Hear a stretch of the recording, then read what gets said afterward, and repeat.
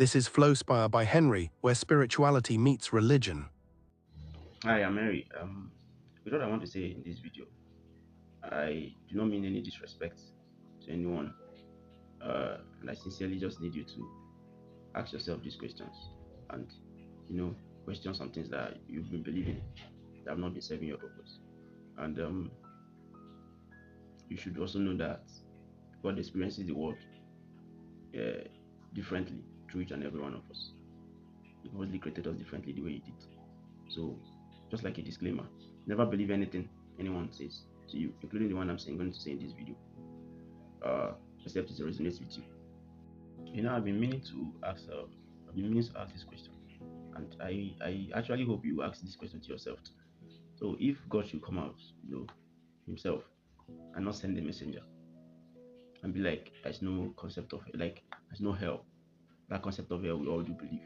It's a place that, particular set of a particular place where those that ends up as sinners and dies, you know, we stay to eternity with burning flames and all those stuff and all what's not. So if God should come out and be like, there's nothing like that. There's no hell like that. I want to, and then retreats back. I want to ask, how many people actually, if there's anything that proves that there's no hell, how many people actually still be in worship of God? Like, how many people actually? Have you ever asked yourself that question? If they remove that concept, will you actually still be with God? Like, will you actually still be worshiping God? Because this brings me to something that I'm worrying about. Because just like when you cook, you say you were cooking rice, right? And then at the end of the day, you serve the food. Majority of what is there, it turns out to be pepper instead of the rice.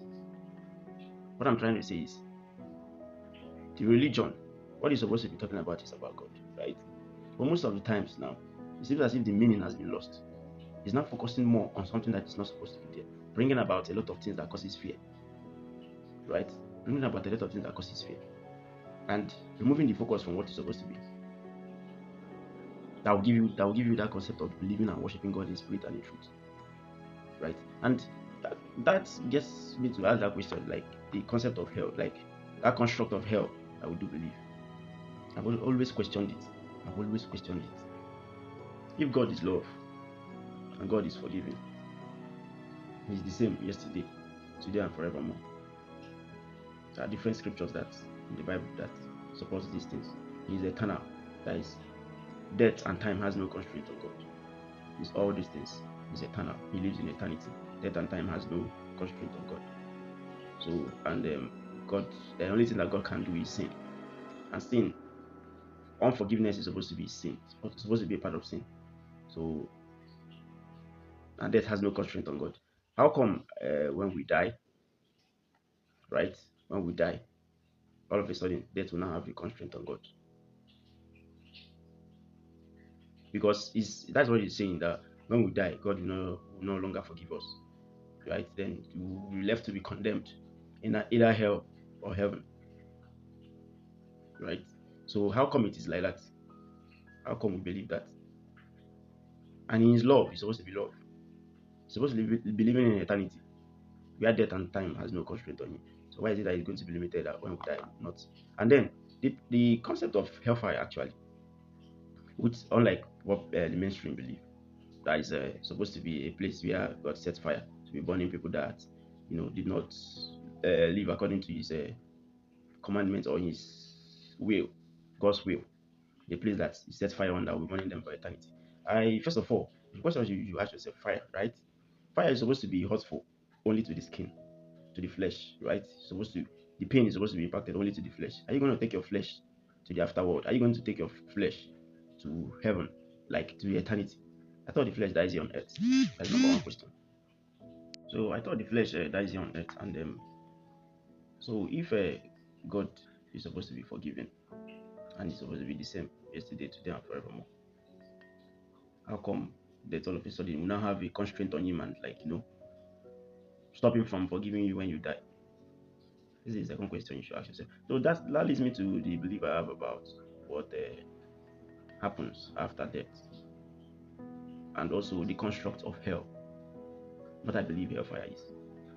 All those feelings you used to cause to people, that pain you used to cause to people, like maybe you and someone have an argument, you lay some curses on them, You make them feel bad. I'm giving a case scenario here. Make them feel bad. Like those pains you've been causing people for whatsoever reason, no matter how you cause the pain. And even the ones people cause, that way you used to feel. Of course, if feeling, you know how hurtful things are.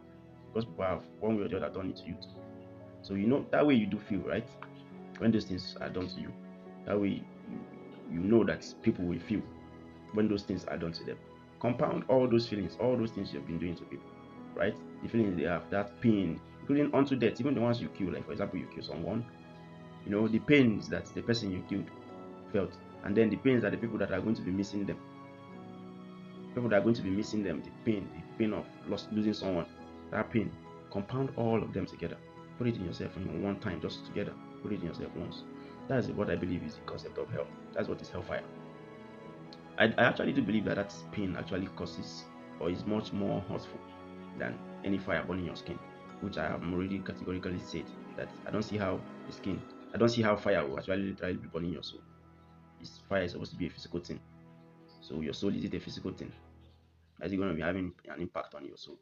So compound all those feelings and then put it together. And then, like I said in the beginning of this video, you don't say you are preparing rice, and then the main ingredients in the food you prepared happen to be pepper, and you say you are preparing rice. You can't say we are worshiping God and God is love, and the main ingredients of what we continue to impact is fear. It's fear of the unknown, fear of when you die, fear of this, fear of that. Keep spreading all those kind of fear around, because I believe that God is love. It's either He's love or He's not love, but I believe God is love. So this is what I believe happens when we die. After having those feelings, there's no television, nobody's on any TV. So nobody's on any TV for you to watch the things you've done. Nobody's doing that for you to watch nothing that you know. That's like the stories we read when we were growing up. Nobody's giving you any television to watch whatever it is that you did. You're just going to feel it. You're going to be in the shoes of those people, absolute shoes of them, everything that you've done. You're going to feel every feeling, every bit of it that you felt. That's why they said in the Bible. That's why they said in the Bible that you should love your neighbor as you love yourself. Because your neighbor is yourself. Your neighbor is yourself. You're part of everything within. So you're going to actually feel that message at that point. And then bringing back to God's love. He won't, condemn you to that feeling and leave you there.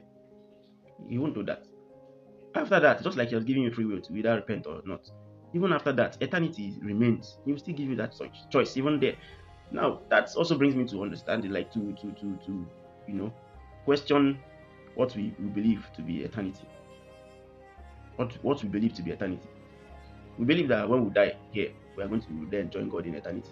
While I do actually believe that we're already living in eternity, God's eternity, and that is also going to buttress the point of reincarnation. We keep living, wars keep going. That's why people have this simulation theory about this world that we are living in. So you just have to open your mind to some things and actually think about some things. God's love doesn't end when you are dead. When you are dead, His love doesn't end there. It can't end there.